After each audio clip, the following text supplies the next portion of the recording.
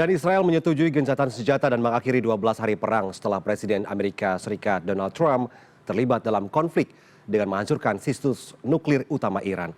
Belakangan Iran mengumumkan telah menangkap 700 orang yang dituduh sebagai tentara bayaran Israel. Benarkah ada intelijen Amerika Serikat di balik perang Iran dengan Israel? Dan benarkah Israel bertindak sebagai proksi Amerika Serikat? Kita bahas bersama Kepala Badan Intelijen Strategis TNI periode 2011-2013, Laksda TNI Purnawirawan Soleman Ponto. Selamat sore, Pak Soleman. Selamat sore. Pak Soleman, konflik Iran dan Israel disebut menggunakan pendekatan proxy war.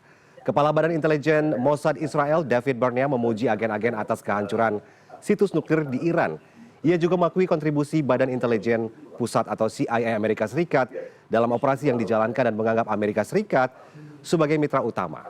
Bagaimana komentar Anda melihat ada keterlibatan intelijen Amerika Serikat dalam konflik antara Iran dan Israel ini, Pak Soleman? Ya, itu bukan hal yang luar biasa. Itu hal yang biasa itu. Jadi itu biasa saja kalau ada CIA di situ, ada Mossad di situ. Namanya daerah bergolak itu di mana saja itu intelijen pasti berkeliaran. Jadi itu bukan hal yang luar biasa, itu biasa saja itu. Ya, sudah terbaca karena memang pada saat perang berkecamuk kemarin antara Iran dan Israel, ada sekutu Israel dan di baliknya ada Amerika Serikat. Pak Soleman, Badan Intelijen Israel Mossad ini disebut telah menyelundupkan senjata ke Iran untuk menyerang pertahanan Iran dari dalam begitu ya. Dari pengamatan Anda, apakah intelijen Mossad dari Israel dengan intelijen Amerika Serikat atau CIA ini ada kaitannya? Ya, bisa saja mereka saling mendukung. Itu bukan hal yang luar biasa, itu hal yang biasa seperti itu. Jadi di urusan intelijen hal-hal yang begitu itu hal yang lumrah terjadi gitu. Itu hal yang lumrah. Dan bahkan tentunya mereka tidak bisa kerja sendiri tanpa bantuan dari orang di dalam Iran itu sendiri. Jadi artinya mereka itu punya kaki tangan di dalam Iran itu sendiri. Begitu.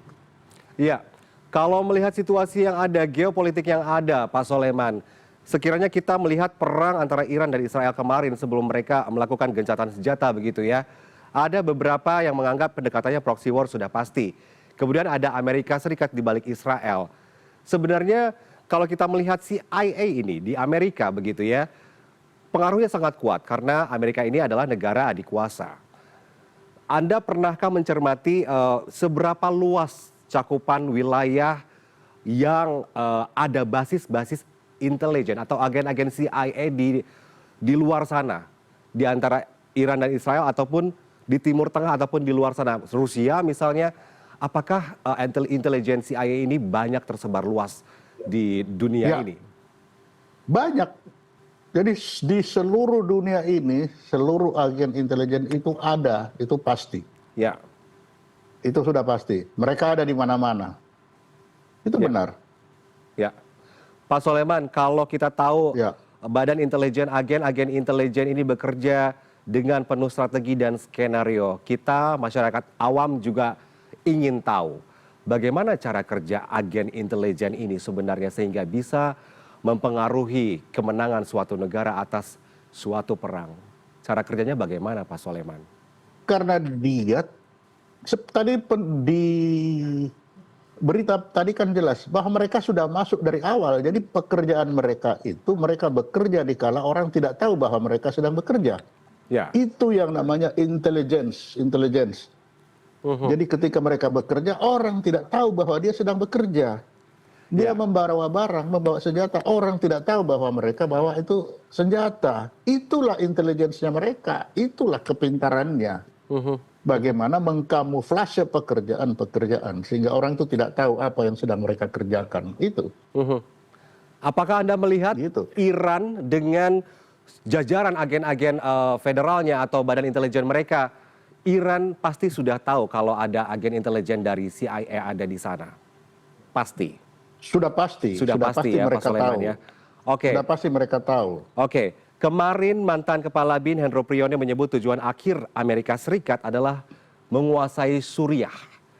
Menyerang Iran adalah jalan pembuka. Bagaimana komentar Anda, Pak Soleman? Dimungkinkankah itu terjadi? Saya tidak bisa memastikan apakah betul ke Suriah karena yang tahu kan mereka. Jadi kalau saya bilang mau ke sini ke situ, daripada ketidakpastian, saya tidak bisa memastikan bahwa kemana dia perginya.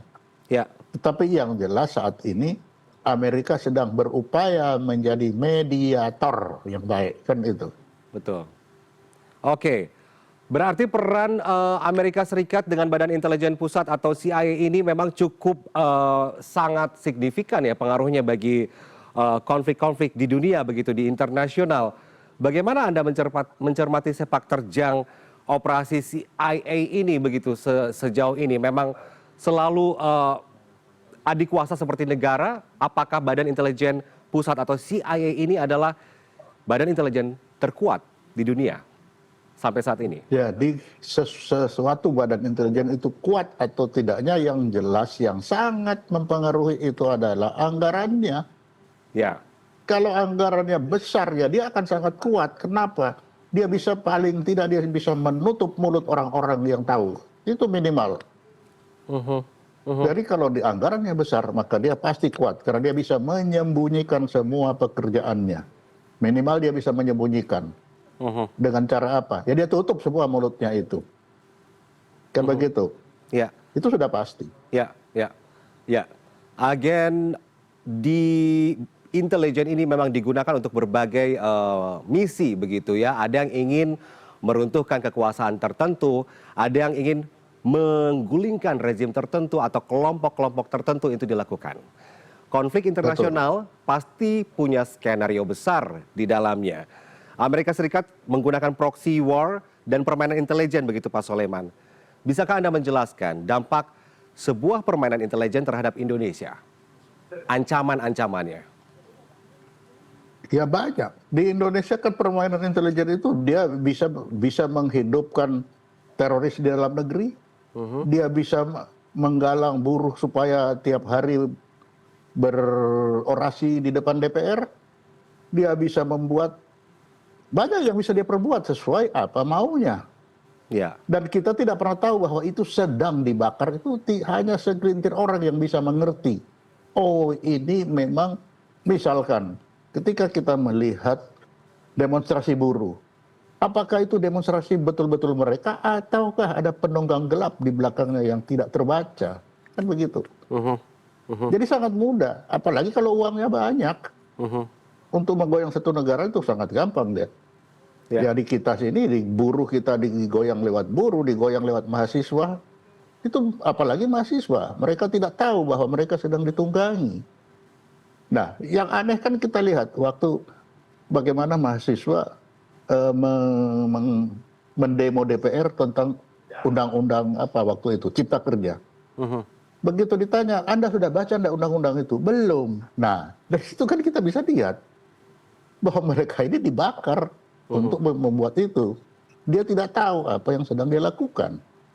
Ya. Itu contohnya. Ya, ya, ya. Tadi Pak Soleman mengatakan bahwa cara kerja intelijen memainkan perannya ini harus punya tergantung dari pendanaan begitu ya. Anda melihat bagaimana Iya, di Indonesia ketika kita melihat bahwa CIA di Amerika Serikat saja mampu merobohkan, menggulingkan rezim tertentu di negara lain yang bukan negaranya sendiri. Tetapi kita melihat potret Indonesia saja. Pak Soleman pernah menjadi kabais begitu ya.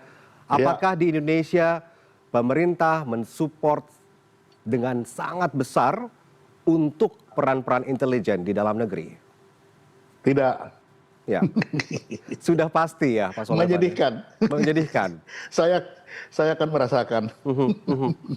Apa tantangan terberat ketika ada di posisi sebagai di badan intelijen begitu? Ini baik badan intelijen negara ataupun kabais. Harus melaksanakan tugas tanpa didukung oleh anggaran yang cukup. Kan, misalkan contoh paling bagus. Bagaimana saya kalau mengikuti orang itu harus duduk di lounge-nya HI misalkan. Ketika dia harus membayar satu cangkir kopi itu 150.000. Lalu kalau kita mengirim anak buah yang anggaran di militer itu hanya sebulan 100.000 gimana? Kan itu contoh. Baik. Baik, iya, baik. Jadi kalau saya cerita banyak nanti kita malu sendiri. Oke. Ini artinya bahwa Indonesia memiliki tantangan sendiri di benteng pertahanan sekaligus kita sebut saja eksekutor yang mulai memetakan yang kira-kira mana yang harus kita amankan terlebih dahulu, mana yang harus kita prioritaskan begitu ya. Apapun tantangannya, Ya, betul. CIA bisa menjadi contoh bahwa dengan Ya, dana yang kuat, maka kekuatannya akan semakin apapun kuat. bisa dia lakukan. Betul. Apapun bisa dilakukan oleh Amerika. Baik. Ya. Terima kasih banyak Pak Soleman Ya. atas waktu Anda berbincang singkat bersama kami di CNN Indonesia Newsroom. Terima Selamat kasih. sore, sehat selalu Pak. Sore.